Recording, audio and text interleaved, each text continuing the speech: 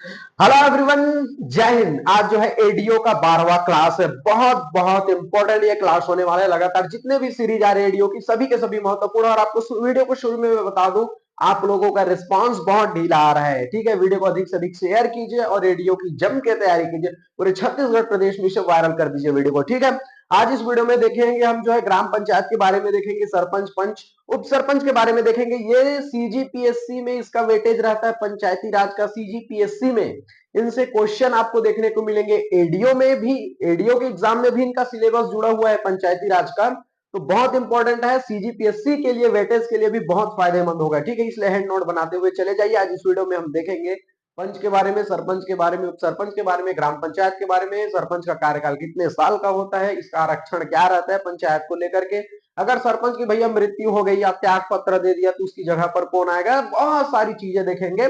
और लगभग लगभग प्रयास करूंगा बहुत अच्छी चीजें बताऊं जो एग्जाम के दृष्टिकोण से भी महत्वपूर्ण है और आपके नॉलेज के दृष्टिकोण से भी महत्वपूर्ण है। फिर आगे आगे और वीडियो आगे बताएंगे कि भैया सरपंच को कैसे जो है उसके पद से हटा सकते हैं, अगर हटाते हैं तो उसका सस्पेंड, निलंबन कैसे कर सकते हैं, उसको फिर से कैसे बुला सकते हैं, बहुत अविश्वास प्रस्ताव पूरे डिटेल में हम बताएंगे। यहाँ पर जो महत्वपूर्ण बातें हैं, क्योंकि एक वीडियो में तो पूरी बात बता नहीं सकते, लंबा हो जाएगा वीडियो। ठीक है, तो ये सब टॉपिक पर अभी चर्चा करेंगे। चलिए देखते हैं एडीओ को कौन सा क्लास है। आज 12वां क्लास है। ठीक है, एडीओ का कौन सा क्लास है? 12वां क्लास है। ठीक है, चलिए देखते हैं। ग्राम पंचायत का गठन भारतीय संविधान के अनुच्छेद किसमें? 243 बी में है। देखो, ग्राम पंचायत का जो गठन है, इसको डायरेक्टली क्वेश्चन पूछे जाते हैं। ग्राम पंचायत का जो गठन है किस अनुच्छेद में? अनुच्छेद 243 बी। मैंने चीख चीख कर बताया था इससे पहले कि बी, बी से होता है बनाना या गठन, ऐसे करके, मतलब ट्रिकी बताया था, ट्रिक बताया होता है। पंचायतों की जो संरचना है 243 सी में है, तो सी को हम बोल रहे हैं सी से से संरचना, ऐसे करके याद करना है, मैंने आपको बताया हुआ था। तो अनुच्छेद याद रख लीजिए। अनुच्छेद 243 बी में है ग्राम पंचायतों का गठन, अनुच्छेद 243 सी में ग्राम पंचायत की संरचना। ये अनुच्छेद एग्जाम में पूछे जाते हैं, सीजीपीएससी के एग्जाम हो और रेडियो एग्जाम में तो इसका वेटेज है ही है। ठीक है, चलिए अगला देखते हैं। ग्राम पंचायत का जो गठन किससे मिलकर बनता है भैया? देखेंगे आप, पंच, सरपंच और उप सरपंच, निर्वाचित या है नहीं, निर्वाचित पंच, सरपंच और उप सरपंच से। ठीक है, आपको ध्यान में रखना है। और इनका प्रत्यक्ष चुनाव होता है। अब थोड़ा ध्यान में रखिएगा। ठीक है, देखो, पंच का चुनाव जो कितना हो, डायरेक्टली क्वेश्चन पूछे जाते हैं कि पंच का चुनाव किस प्रकार से होता है? प्रत्यक्ष चुनाव होता है। ठीक है, और उप सरपंच का अप्रत्यक्ष चुनाव होता है, यानी कि इनडायरेक्ट, और प्रत्यक्ष चुनाव डायरेक्ट। अब मैं इसको आपको डिटेल में बता रहा हूं, इससे पहले और वीडियो में मैंने बताया हुआ था।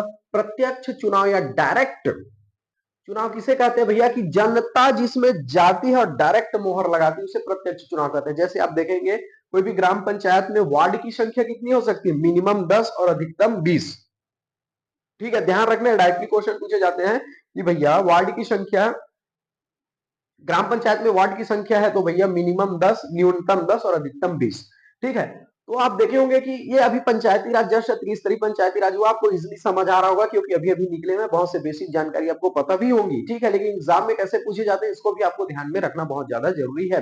ठीक है, पंच का चुनाव डायरेक्टली होता है। डायरेक्टली कैसे होता है? आपके वार्ड में पंच खड़े होंगे, उसको एक चुनाव चिन्ह मिला होगा। ठीक है, आप जाते हैं डायरेक्टली जो है वोट करते हैं, अपने पंच के लिए वोट करते हैं।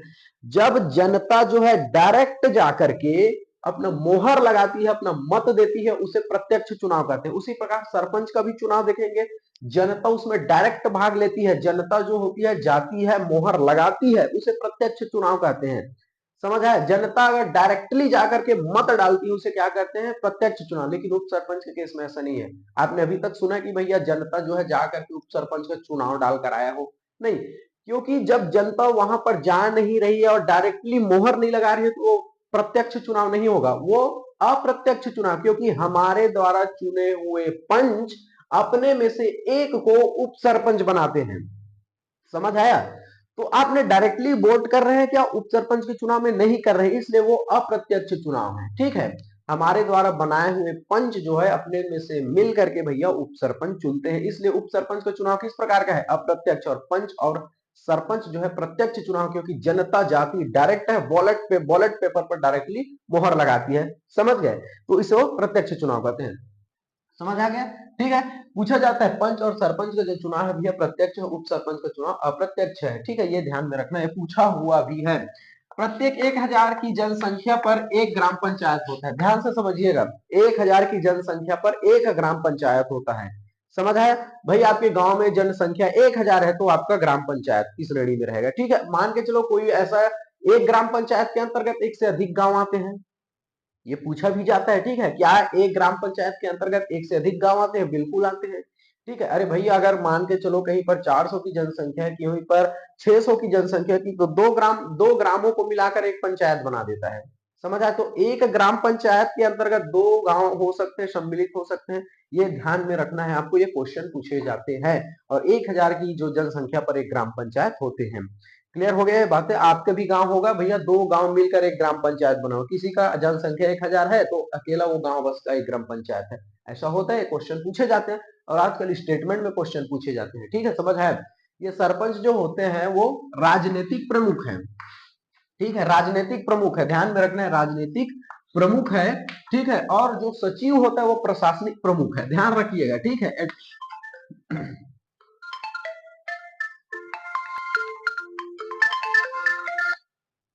हेलो, प्रणाम सर जी।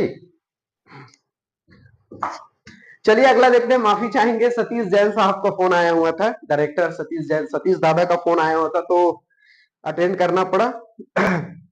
बहुत अच्छे इंसान है, बहुत शुभकामनाएं। इंटरव्यू आप लोग देखिए, वो सतीश दादा से अभी जस्ट बात हुआ, बहुत अच्छा लगा इंटरव्यू, ऐसा बोल रहा था, वो देखा वीडियो को, अभी कॉल आया हुआ था जस्ट। ठीक है, तो हम कहां पर आए थे? राजनीतिक प्रमुख।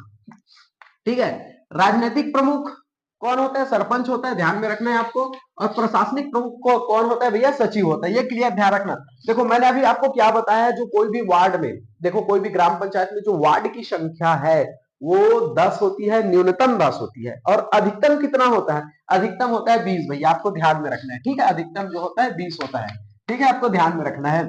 और गांव में, कोई भी गांव में देखेंगे भैया, एक सरपंच होता है जिसका चुनाव प्रत्यक्ष होता है, मैंने बताया। एक उप सरपंच होता है जिसका चुनाव अप्रत्यक्ष होता है, क्योंकि उसमें जनता डायरेक्ट भाग नहीं लेती, बल्कि पंच जो है अपनों में से मिलकर एक को उप सरपंच बनाते हैं, ध्यान में रखना है। और ठीक है, यहाँ पर मैंने ये सब चीजें कॉमन चीज है, बस आपको पैटर्न पता होना चाहिए कि कैसे जो है क्वेश्चन पूछे जाते हैं। उप सरपंच का चुनाव कैसे होता है? अप्रत्यक्ष चुनाव। ठीक है, ऐसे पूछे जाते हैं। तो अप्रत्यक्ष चुनाव ये आपको ध्यान में रखना बहुत ज्यादा जरूरी है। क्लियर हो गया? देखो मान के चलो अगर कहीं आप जो पंच का चुनाव हो रहा है, या फिर सरपंच का चुनाव हो रहा है, या फिर क्या बोलते हैं उसको, उप सरपंच का जो है अप्रत्यक्ष विधि से चुनाव हो रहा है, अगर बराबर हो गया, मत बराबर पड़ गए, तो क्या किया जाएगा भैया? जिससे मान के चलो सरपंच का चुनाव हो रहा है, दो प्रत्याशी खड़े हुए हैं, दोनों को बराबर मत मिल गया, तो लॉट नियम से चुनाव होगा। ठीक है, आपको ध्यान में रखना है, लॉट नियम से क्या किया जाएगा? लॉट पद्धति के माध्यम से चुनाव होगा। लॉटरी माध्यम से मतलब यह होता है कि भी अगर दो प्रत्याशी है, दोनों का कागज में नाम लिखा जाएगा। ठीक है, हाँ, इसका अमुक का नाम ये, इसका नाम ये, और उसको मोड़ कर रख दिया जाएगा, फिर लॉटरी से निकाला, वो वैसे निकाला जाएगा, लॉट निकाला जाएगा। ठीक है, लॉटरी सिस्टम बोलते हैं उसको।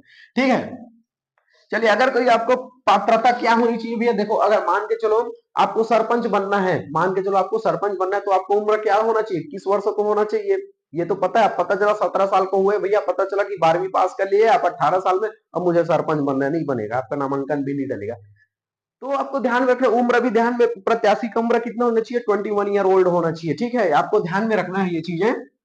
उसके बाद संसद के किसी भी सदन, या किसी भी सदन, याद रखना, संसद के किसी भी सदन और राज्य विधानमंडल का सदस्य नहीं होना चाहिए, आपको ध्यान में रखना है, सदस्य नहीं होना चाहिए, आपको ध्यान में रखना है। और सोसाइटी का जो है सभापति और उप सभापति नहीं होना चाहिए, आपको ध्यान में रखना है।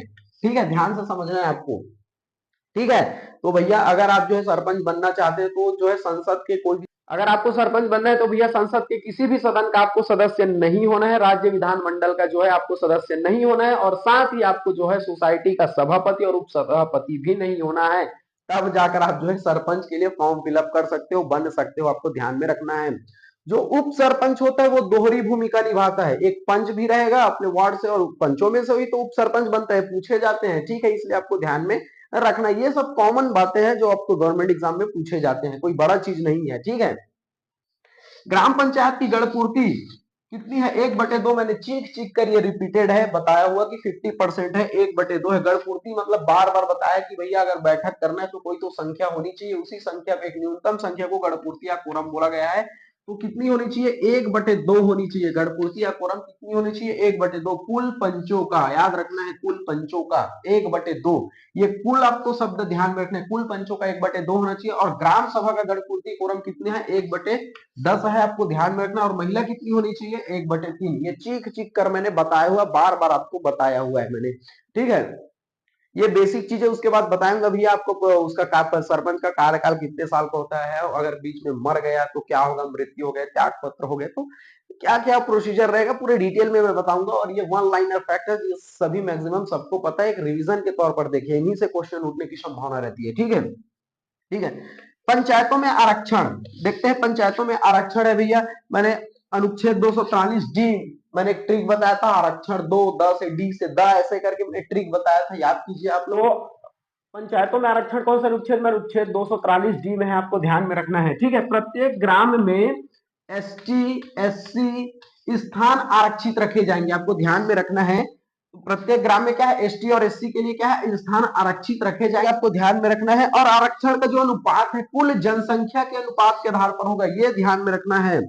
जो आरक्षण का अनुपात है कुल जनसंख्या के अनुपात के आधार पर होगा, आपको ध्यान में रखना है, बहुत इंपॉर्टेंट है। एसटी एससी का स्थान तो आरक्षण रखे जाएंगे, लेकिन आरक्षण का जो अनुपात है कुल जनसंख्या के आधार पर रखा जाएगा, ठीक है। और महिलाओं के लिए 50% आरक्षण होगा, ये पूछा जाता है, ठीक है। महिलाओं के लिए 50% जो है आरक्षण जो है आरक्षित रखे जाएंगे, ठीक है। और ये पंचायती राज जो व्यवस्था है भैया, जो है राज्य सूची का विषय है। और राज्य सूची में क्या है, राज्य सूची में राज्य सरकार कानून बना सकती है, राज्य सरकार चाहे तो उसमें संशोधन भी कर सकती है। तो पूछे जाते हैं पंचायती राज व्यवस्था किस सूची का विषय, तो ये राज्य सूची का विषय है, क्योंकि जिसमें राज्य सरकार कानून बनाती है उसे राज्य सूची का विषय कहते हैं। केंद्र सूची का विषय भैया या संघ सूची का विषय, जिसमें केंद्र सरकार जो है कानून बनाती है। समवर्ती सूची किसे कहते हैं, जिसमें केंद्र सरकार भी कानून बनाती है, राज्य सरकार भी कानून बनाती है, उसे समवर्ती सूची कहते हैं, ठीक है। चलिए आगे बढ़ते हैं, अगला देखते हैं पंचायतों का कार्यकाल, बहुत इंपॉर्टेंट है, ठीक है। पंचायतों का कार्यकाल किस अनुच्छेद में है, अनुच्छेद 243 मैंने आपको बताया था ट्रिक, ई से ईयर, अवधि ऐसे करके आपको ट्रिक बताया था, ठीक है। ये अनुच्छेद मैंने पूरा आपको रटा दिया है, पूरा अनुच्छेद आपको ट्रिक से रटाया हुआ है, ध्यान रखिएगा, ठीक है। यहाँ पर अब ट्रिक बताओ, बोलोगे भैया पूरा एक एक तो कहां बनेगा, उसका प्रॉपर वीडियो मैंने बना दिया है, ठीक है, वीडियो के पिछले क्लास में, ठीक है। तो पंचायतों का कार्यकाल कितना है, अनुच्छेद 243 में है। और पंचायती राज अधिनियम 1993, याद रखिए, पंचायती राज अधिनियम कितना, 1993, अनुच्छेद भारत संविधान के किसमें, 243 में पंचायतों का कार्यकाल है, ठीक है। अब बताइए, आप ये इसको भली भांति जानते हैं कि भैया जो सरपंच का कार्यकाल कितने साल का होता है, 5 साल का। जनपद पंचायत का कितने साल का होता है, 5 साल का। जिला पंचायत का कार्यकाल कितने साल का होता है, 5 साल का। ये तो आप सभी को पता है, लेकिन कौन से तारीख से गिना जाएगा भैया, क्या कोई उम्मीदवार अपना फॉर्म डाल दिया उस दिन से 5 साल गिना जाएगा, या फिर जिस दिन से भैया चुनाव पड़ रहा है, वोटिंग डाल रहा है, उस दिन से गिना जाएगा 5 साल को, कि भैया रिजल्ट आ गए उस दिन से गिना जाएगा 5 साल को, किस दिन से गिना जाएगा 5 साल को, ये भी तो प्रश्नवाचक चिन्ह है ना। क्योंकि इसे गवर्नमेंट एग्जाम में डायरेक्टली क्वेश्चन पूछे जाते हैं, भैया अगर सरपंच का कार्यकाल है, जनपद पंचायत का 5 साल का जो कार्यकाल है, कौन से दिन से गणना होगी, 5 साल कौन से दिन से गिना जाएगा, कि भैया आप स्टार्ट हो गए आपका 5 साल, जिस दिन रिजल्ट आया गया उस दिन से, भैया ये अमुक व्यक्ति ने फलाना छाप में तराजू छाप में जीत गया, जिस दिन से प्रकाशन हुआ उस दिन से गिनाना शुरू हो जाएगा क्या, कि क्या जो है फॉर्म डाला उस दिन से गिनाना शुरू हो जाएगा। ये क्वेश्चन को पूछे जाते हैं तो प्रथम सम्मेलन से, याद रखिए, ठीक है। बहुत से लोग सरपंच बने हुए हैं भैया, अभी आप ध्यान रखिएगा, आपके लिए बहुत अच्छी अच्छी क्लासेस आ रही है ये एडीओ की, ठीक है। आपके पंचायती राज को आपको पता होना भी चाहिए। तो प्रथम सम्मेलन से 5 साल तक गिनाया जाएगा, ठीक है। तो डायरेक्टली क्वेश्चन पूछे जाते हैं कि भैया ग्राम पंचायत का जो कार्यकाल है 5 साल के लिए तो है, ठीक बात है, लेकिन प्रथम सम्मेलन के तारीख से, प्रथम सम्मेलन मीटिंग बैठक, प्रथम सम्मेलन के तारीख से 5 साल तक यहां से गिना जाएगा, प्रथम सम्मेलन से गिना जाएगा, ठीक है। जनपद पंचायत का भी कार्यकाल 5 साल का होता है, जिला पंचायत का भी कार्यकाल 5 साल का होता है, और ये गिनती जो होगा प्रथम सम्मेलन के दिन से स्टार्ट होगा 5 साल के लिए गिनना, ठीक है। कोई व्यक्ति अगर मान के चलो, ठीक है, कोई व्यक्ति जो है 2025 है, हम एग्जाम्पल के लिए बता रहे 2025 में जीता भैया, चुनाव जीता, 2030 तक उनका रहेगा, तभी तो 5 साल होगा, तो प्रथम सम्मेलन से उनका 5 साल की गणना शुरू हो गया जाएगी, ठीक है। ये आपको ध्यान में रखना है, प्रथम सम्मेलन, ये शब्द आपको ध्यान में रखना है, गवर्नमेंट एग्जाम में इसी को पूछा जाता है, ठीक है। मतदान के पूर्व अब बहुत से ऐसे केस देखेंगे, अगर प्रत्याशी मर गया तो भैया, सरपंच बनने के बाद मर गए तो, सरपंच बनने से पहले मर गए तो क्या क्या केस हो सकते हैं, क्या क्या स्थिति परिस्थिति होगी, उसको हम देखेंगे। जल्द ये मान के चलिए आप सरपंच के लिए खड़े हैं, आपने अपना फॉर्म फिलअप कर दिया है, ध्यान से अभी समझिएगा, ठीक है। मान के चलो आप अभ्यर्थी हैं पंचायत में, मान के चलो आप अभ्यर्थी है, आप बहुत 5 साल से इंतजार कर रहे थे भैया कि जब भी अब अगला पंचवर्षीय आएगा तो हम चुनाव में खड़े हो जाएंगे। आप आया, आपका पंचवर्षीय आया, ठीक है, आपने फॉर्म डाल दिया और आप मर गए। अभी चुनाव भी नहीं हुआ है, बस प्रचार प्रसार चल रहा है भैया। आप फॉर्म डाल के आए, आपका एक्सीडेंट हो गए या बीमारी आई, आप मर गए, इस केस में क्या होगा, समझ आ रहा है? ठीक है, सरपंच बनने के बाद मरना वो अलग विषय है। अभी आपने मात्र फॉर्म बस डाला है, आपका फॉर्म बस डाला है, अभी लोगों ने अभी वोट डालना नहीं किया क्योंकि 1 हफ्ता लेट है अभी वोट डालने में। आप एक वोट डालना है, अभी 1 हफ्ता पहले आप मर गए, तो ऐसी स्थिति में क्या होगा, तो ध्यान से समझिए। अगर मान के चलो, आप कोई एग्जाम्पल ले लेते हैं हम, मान के चलो जैसे कोई भी ग्राम पंचायत है, वहां पर अगर 3 प्रत्याशी खड़े हैं, ध्यान से समझिए, 3 प्रत्याशियों ने अपना अपना सरपंच के उम्मीदवार के लिए फॉर्म डाला हुआ है, तो मान के चलो अगर उनमें से एक व्यक्ति मर गया, भाई बीमारी आ गया, एक्सीडेंट हो गया, किसी ने उसकी हत्या कर दी, अगर एक से अधिक प्रत्याशी खड़े हैं उम्मीदवार के तौर पर, मान के चलो कोई ग्राम पंचायत में 3 प्रत्याशी खड़े हैं, एक मर गया, तो भैया क्या होगा, ऐसे में चुनाव स्थगित नहीं होगा, क्योंकि अभी भी 2 प्रत्याशी हैं, इन 2 प्रत्याशियों के बीच क्या होगा, अपना कंपटीशन होगा, वोट डले जाएंगे। क्योंकि एक मर गया तो ऐसा नहीं होगा कि भैया एक मर गया, अभी भी 2 बचे हुए हैं तो चुनाव को स्थगित कर दे, ऐसा नहीं होगा। अगर एक से अधिक अभ्यर्थी हैं, ध्यान से समझिएगा, एक अभ्यर्थी मर गया, मान के चलो मैंने आपको एग्जांपल के लिए बताया, 3 अभ्यर्थी खड़े हुए हैं, फॉर्म डाल दिए हैं, है नहीं, 1 हफ्ते बाद चुनाव होना है, 1 हफ्ते पहले ही एक व्यक्ति मर गया, चुनाव उम्मीदवार पर सरपंच का प्रत्याशी मर गया, 2 व्यक्ति अभी भी बचे हुए हैं, तो चुनाव कोई स्थगित नहीं होगा, ठीक है, कोई पोस्टपोन नहीं होगा, इन्हीं 2 के बीच अब क्या होगा, चुनाव लड़ा जाएगा। समझ आ गया ये बात? ये तो पहला केस हो गया।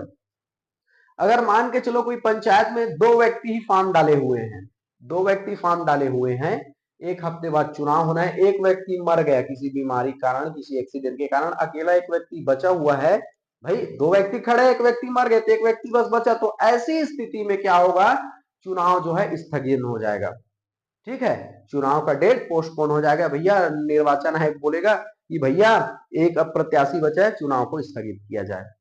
समझ रहे हो? चलिए इसी को देखते हैं अभी ध्यान से। मतदान अभ्यर्थी, देखो, अगर मतदान के पूर्व, मैं बोल रहा हूं अभी चुनाव के पूर्व, अभ्यर्थी ने फॉर्म वगैरह बस डाला है, उसके पूर्व अगर अभ्यर्थी की मृत्यु हो जाए, अगर एक से अधिक अभ्यर्थी हैं, मैंने आपको क्या बताया, अगर 3 प्रत्याशी हैं, एग्जाम्पल के लिए एक मर गया, मान के चलो अभी भी 2 है नहीं, तो एक से अधिक अभ्यर्थी हो तो स्थगित नहीं होगा, ठीक है, ध्यान से समझना है। जैसे 3 अभ्यर्थी खड़े, एक मर गए, अभी भी एक से अधिक प्रत्याशी, इन दोनों के बीच क्या होगा, अपना वोट डलेगा, ठीक है। ये पहला केस हो गया, अगर एक से अधिक अभ्यर्थी है तो स्थगित नहीं होगा, ठीक है। अगर यदि एक अभ्यर्थी शेष रहे तो, मैंने अभी क्या बताया, 2 अभ्यर्थी है, एक मर गया तो एक बस बचा, एक शेष बचा, तो ऐसी स्थिति में क्या होगा, चुनाव स्थगित हो जाएगा, ठीक है। निर्वाचन आयोग फिर अगला डेट देगा, फिर और कोई फॉर्म वॉर्म डालेगा, फिर जाकर के क्या होगा, कंपटीशन फिर होगा, फिर वो बैलेट पेपर में फिर डलेगा। तो ये दोनों केस को आपको समझना है, समझो, ये तो मतदान के पूर्व की केस हो गया अगर मर गया तो। अब मान के चलो कोई सरपंच है, 2025 में बना सरपंच, 2027 में खत्म हो गया, मर गया, जाओ, ये सभी होता है भाई, इंसान है, हो जाता है, समझ रहे हो बातों को? ये अभी जो मैंने बताया वो चुनाव से पहले है, वोट वोट अभी नहीं डाला है, सिर्फ फॉर्म बस डाला था, मर गए तो स्थिति बताया। अब कोई 2025 चल रहा है तो 2025 से लेकर 30 तक समझिए, 5 साल का कार्यकाल, एग्जाम्पल के लिए समझिए। तो भैया अगर कोई व्यक्ति है 2025 में चुनाव जीता, सरपंच बन गया, 2027 में उनकी मृत्यु हो गई, तो हो सकता है 2 साल बाद मर गया, तो ऐसी स्थिति में क्या होगा, तो ध्यान से इसी को समझना, बहुत इंपॉर्टेंट है ये। सरपंच की मृत्यु हो गई, ठीक है, या त्याग पत्र दे दिया, स्वाभाविक सी बात है, त्याग पत्र दे दिया, सरपंच अपने से बोल दिया भैया जाओ, मैं इस पद पर नहीं रहूंगा, बहुत से लोग मुझे ताना मारते हैं, पैसे खा रहे हो करके, महिलाएं गाली देती है, महिलाएं गाली देती है कि गांव में कोई काम नहीं कर रहा, नाली भी नहीं बनवा रही, तालाबों का साफ नहीं करवा रही है, बहुत गाली देते हैं भाई, बहुत प्रेशर रहता है, लोग जो है बेइज्जती करते हैं, जाओ मैं इस बेइज्जती से काम नहीं करा सकता, त्याग पत्र दे दिया सरपंच के पद से, अगर मृत्यु हो, समझ रहे हो? अगर सरपंच की मृत्यु हो जाए या सरपंच खुद से त्याग पत्र दे दे तो क्या होगा, ऐसी स्थिति में उपचुनाव होगा। आप देखेंगे बहुत से विधायक लोग मर जाते हैं बीच में, उसकी जगह पर उपचुनाव होता है कि नहीं होता है। उसी प्रकार सरपंच अगर बीच में मर गए या त्याग पत्र दे दिया खुद से, जाओ भैया मैं नहीं करता, गांव के लोग मुझे बहुत बेइज्जती करते हैं, गाली गलौज करते हैं, भैया मुझे बहुत काम, मुझे बहुत प्रेशर है, लोग जिसको भी देखो ताना सुनाते हैं, तो मैं जाओ इस पद पर नहीं रहता, त्याग पत्र दे दिया। ऐसी स्थिति में आपको क्या करना है, ऐसी स्थिति में होगा उपचुनाव। समझ रहे हैं, गांव में उपचुनाव होगा।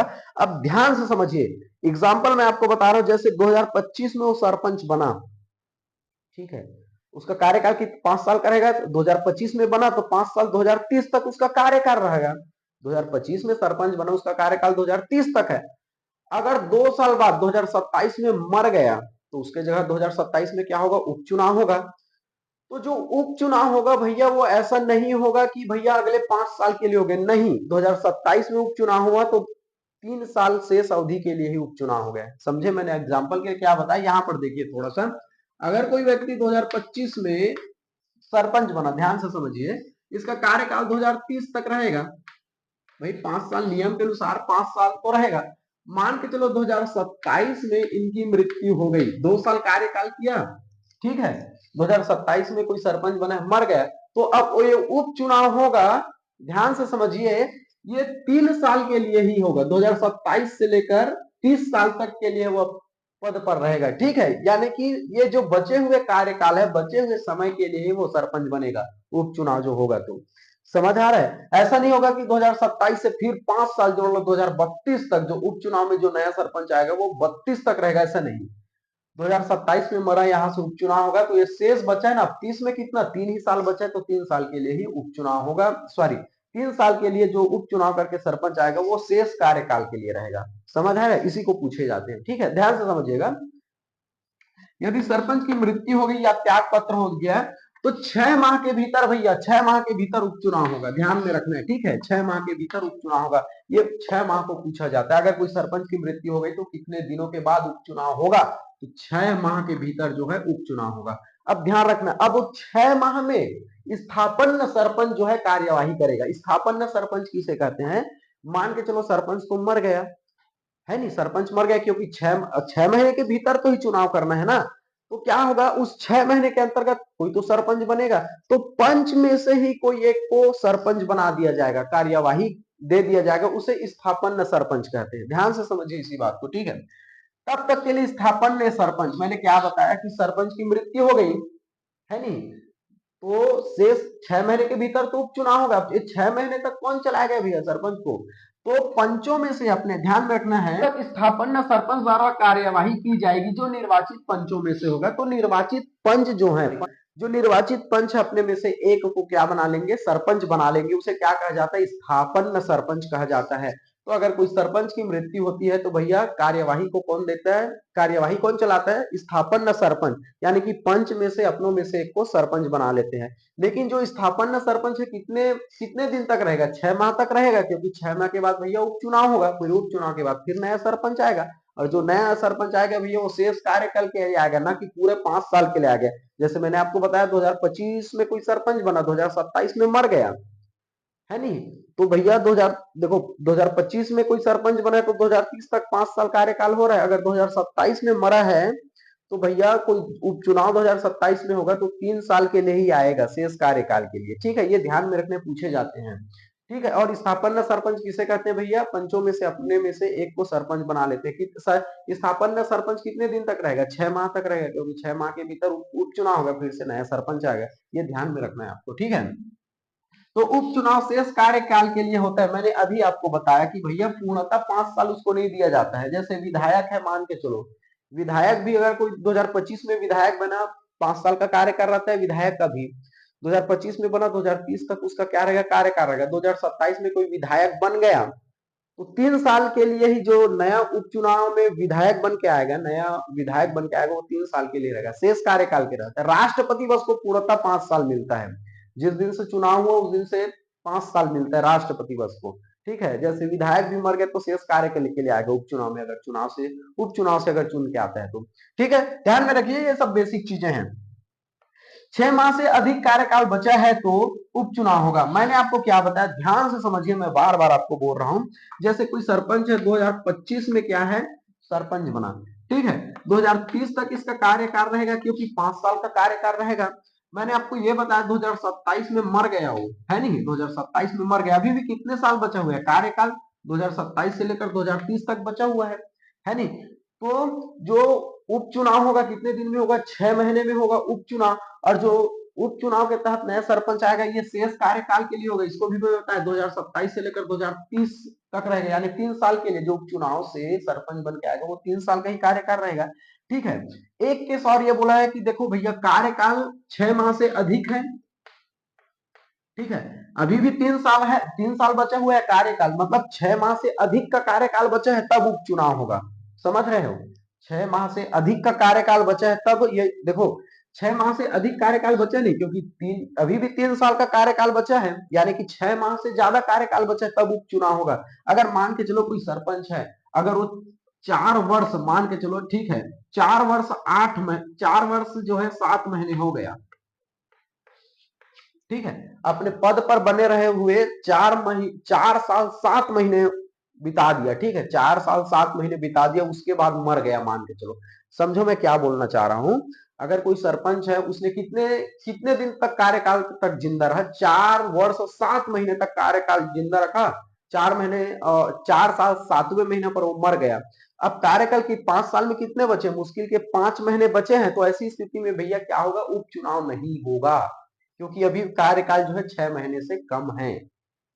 समझ रहे हो, अरे आप ये आपको ध्यान में रखना है, ठीक है, बहुत इंपॉर्टेंट है, ऐसे क्वेश्चन पूछे जाते हैं।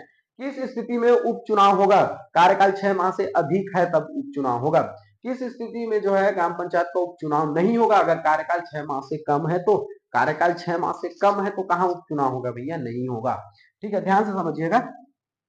अगला देखते हैं, ग्राम पंचायत का प्रथम सम्मेलन, ये धाराओं को याद रखना है, ठीक है। देखो मैंने क्या बताया, जो ग्राम पंचायत का कार्यकाल की स्थिति किस दिन से, ग्राम पंचायत का जो 5 साल है गणना किस, कहां से स्टार्ट होता है, प्रथम सम्मेलन से स्टार्ट होता है। ये प्रथम सम्मेलन है पंचायती राज अधिनियम 1993 के धारा 20 के तहत, याद रखिए, धारा याद रखना है, ठीक है। देखो आप, मैंने आपको क्या बताया, जो पंचायत का कार्यकाल होता है 5 साल का होता है, आपको बताया ना। तो किस दिन से गिनती स्टार्ट होगा, प्रथम सम्मेलन से स्टार्ट होगा। ये प्रथम सम्मेलन जो है धारा 20 में है, आपको ध्यान में रखना है, ठीक है। धारा 20 में क्या है, ग्राम पंचायत का प्रथम सम्मेलन धारा 20 में है, डायरेक्टली क्वेश्चन पूछे जाते हैं। ग्राम पंचायत में जो 5 साल गणना की अवधि है प्रथम सम्मेलन से गिना जाता है, ये पंचायती राज अधिनियम 1993 के किस धारा में है, धारा 20 में है, ये रट लीजिए, इसे ध्यान से समझिए। धारा 17 में क्या है भैया, उप सरपंच का चुनाव है, ठीक है। और पंचायती राज अधिनियम वर्ष आपको ध्यान में रखना है, पंचायती राज अधिनियम 1993, और उप सरपंच का जो चुनाव है धारा 17 है, आपको ध्यान में रखना है। पूछा जाता है, एक और आपको धारा दे दिया जाएगा, एक और आपको आपको आंसर इनके दे दिए जाएंगे, आपको मैच द फॉलोइंग करके पूछा जाता है, ठीक है। तो धारा 17 में क्या है, उप सरपंच का चुनाव है। धारा 20 में क्या है, प्रथम सम्मेलन की जो बैठक है उसके बारे में है, धारा 20 में, ठीक है। धारा 19 में क्या है, धारा 19 में पंच है, सरपंच है, इनके नामों का प्रकाशन है, ध्यान से समझिएगा, पंच है, सरपंच है, इनके नामों का प्रकाशन किसमें है, धारा 19 में है। धारा 20 में क्या है, प्रथम सम्मेलन, ठीक है, प्रथम सम्मेलन आपको ध्यान में रखना है। ग्राम पंचायत की प्रथम सम्मेलन धारा 20 में। धारा 17 में जो है उप सरपंच का चुनाव है, धारा 17 में। धारा 19 में पंच और सरपंच के नाम का प्रकाशन है, धारा 19, ठीक है। जनपद पंचायत का प्रथम सम्मेलन धारा 27 में है। देखो जनपद पंचायत का भी कार्यकाल 5 साल का होता है, प्रथम सम्मेलन से गिना जाएगा। जिला पंचायत का भी कार्यकाल 5 साल का होता है, प्रथम सम्मेलन से गिना जाएगा। तो जैसे ग्राम पंचायत का प्रथम सम्मेलन धारा 20 में है, उसी प्रकार जनपद पंचायत का प्रथम सम्मेलन धारा 27 में है, ठीक है। और जिला पंचायत का जो प्रथम सम्मेलन है वो धारा 34 में है, आपको ध्यान में रखना है। धाराओं को भी मैं बताते हुए चला जा रहा हूँ क्योंकि पूछे जाते हैं भाई सबको, ठीक है। एक बार धारा को देख लीजिए क्योंकि धारा थोड़ा टफ लगता है, मैं समझता हूँ। ग्राम पंचायत का प्रथम सम्मेलन इसमें है, धारा 20 में है, क्लियर हो गया। उसके बाद जनपद पंचायत का प्रथम सम्मेलन किसमें है, धारा 27 में है। जिला पंचायत का प्रथम सम्मेलन धारा 34 में है।